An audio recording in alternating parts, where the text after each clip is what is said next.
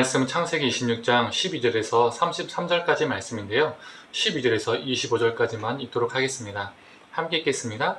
이삭이 그 땅에서 농사하여 그의 100배나 얻었고 여호와께서 복을 주심으로 그 사람이 창대하고 왕성하여 마침내 거부가 되어 양과 소가 떼를 이루고 종이 심이 많으므로 블레셋 사람이 그를 시기하여 그 아버지 아브라함 때에 그 아버지의 종들이 판 모든 우물을 막고 흙으로 메웠더라.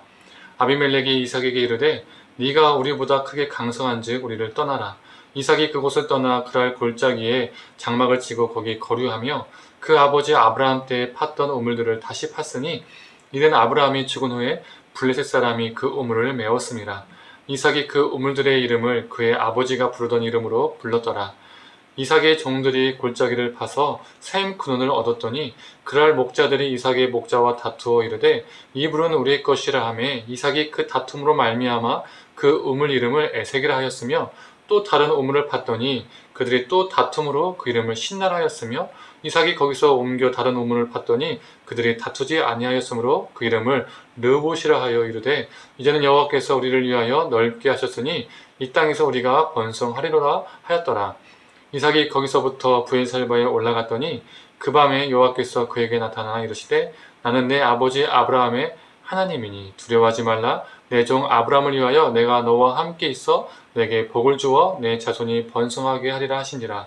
이삭이 그곳에 제단을 쌓고 여호와 이름을 부르며 거기에 장막을 쳤더니 이삭의 종들이 거기서 우물을 팠더라. 아멘. 아침 묵상을 들으신 우리 모든 성도님들에게 하나님의 은혜가 있기를 간절히 소망합니다. 오늘 본문을 보면 아내를 누이라 속이고 자신의 목숨을 지키려 했던 이삭이 하나님의 은혜로 그 어려운 상황에서 건져냄을 받았습니다. 그리고 오늘 본문은 그 이후에 생긴 이야기를 말하고 있죠. 12절에서 13절의 말씀입니다. 이삭이 그 땅에서 농사하여 그 해에 100배나 얻었고 여호와께서 복을 주심으로 그 사람이 창대하고 왕성하여 마침내 거부가 되어 목축업을 하는 유목민의 삶을 살았던 이삭이 그랄 땅에서 처음으로 농사를 지어서 엄청난 수확을 얻었습니다. 그런데 그 수확이 한 배, 두 배가 아니라 100배나 얻은 것이죠. 즉 성공해서 거부, 부자가 되었습니다. 우리는 이 구절을 보고 재산과 돈이 많아지는 것을 복이라 생각하고 해석할 수 있습니다. 그래서 이삭처럼 복받아 부자가 되길 바라며 여기에서 해석을 멈출 수가 있다는 것이죠. 그러면 기복신앙이 되는 것입니다. 그러나 우리는 여기서 해석을 멈추는 것이 아니라 더 나가야 합니다. 16절과 17절 읽어보도록 하겠습니다. 아비멜렉이 이삭에게 이르되 네가 우리보다 크게 강성한즉 우리를 떠나라. 이삭이 그곳을 떠나 그랄 골짜기에 장막을 치고 거기 거류하며.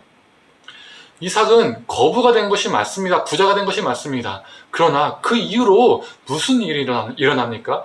그랄 사람들에게 의해서 그랄 땅에서 쫓겨나게 되죠. 그랄 땅에서 농사를 지어서 거부가 되었는데 그 땅을 잃어버리게 된 것입니다. 그리고 쫓겨나면서 여러 곳에서 우물을 팠습니다. 그러나 매번 그랄 사람들이 찾아와서 시비를 걸고 또 그 우물을 계속해서 빼앗깁니다. 중동 사막 지역에서는 물은 생명과도 같습니다. 그런데 그 생명과 같은 그 우물을 계속해서 빼앗긴 것이죠. 자신의 가족과 가축이 생명의 위협을 여러 차례 경험하게 된 것입니다. 그래서 매번 이동합니다. 성경은 이를 거류하였다라고 말하고 있습니다. 거류했다는 말은 계속 머문다라는 의미를 가지고 있는 단어가 아닙니다. 잠시 머문다라는 의미를 가지고 있죠. 이것이 무엇을 말해줍니까? 그가 부자가 된 것은 맞지만 결국 그는 나그네였다는 것입니다. 그랄에서 농사지어서 대박나서 풍족함을 얻었지만 크게 이루었지만 하루아침에 그 농경지를 자신의 부의 출처가 되었던 그 땅을 다 내려놓고 떠나야만 했던 것이죠. 결국 우리에게 주는 메시지가 무엇일까요?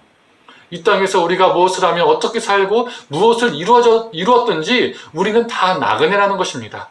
우리가 이 땅에서 거부여도 그리고 이 땅에서 가난하게 살아도 우리는 모두 다 나그네라는 것입니다. 창세기 26장의 말씀의 핵심은 하나님을 잘 믿으면 부자가 된다 이런 것이 아닙니다.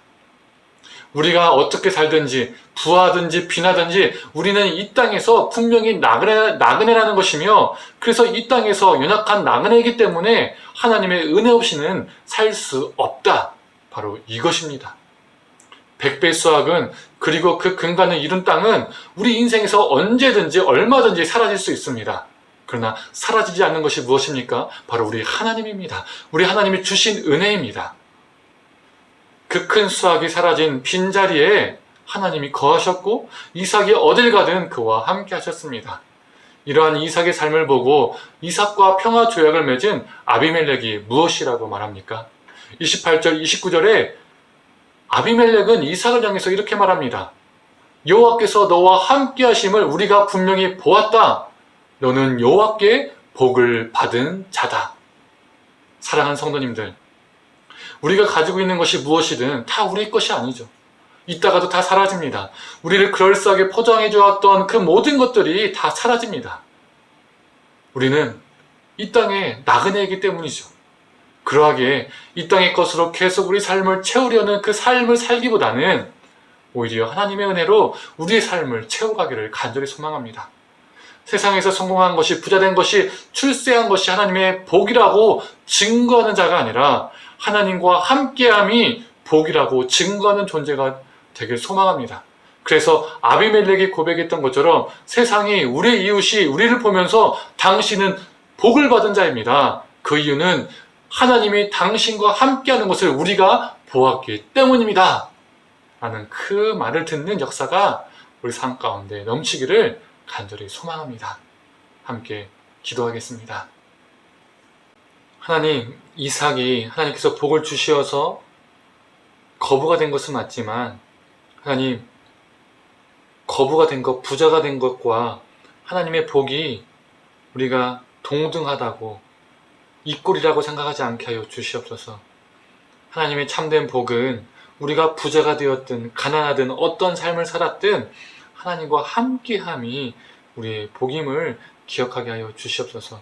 하나님, 우리의 신앙이 기복신앙 되지 않게 하여 주시옵소서. 하나님, 우리가 가지고 있는 모든 것, 그 모든 것을 우리가 가지고 살 수 있는 존재가 아니라 우리가 나그네임을 기억하면서 이 땅에서 욕심 부리지 않고 정말 나그네이기 때문에 하나님과 동행하는, 어느 곳을 거하든 무슨 일을 하든 하나님과 동행하며 하나님과 함께하는 존재 되게 하여 주시옵소서. 그래서 많은 사람들이 우리가 부자이기 때문에, 우리가 세상에 성공했기 때문에, 우리가 높은 자리에 찾아왔기 때문에 우리를 칭찬하는 그 말을 듣는 것보다 네가 하나님과 동행을 하는구나, 하나님이 너와 함께 하시는구나, 너는 복을 받은 자로구나, 그 말을 세상으로부터, 이웃으로부터 듣는 존재 되게 하여 주시옵소서. 모든 걸 감사드리며 사랑에 많으신 예수님의 이름으로 기도드립니다. 아멘.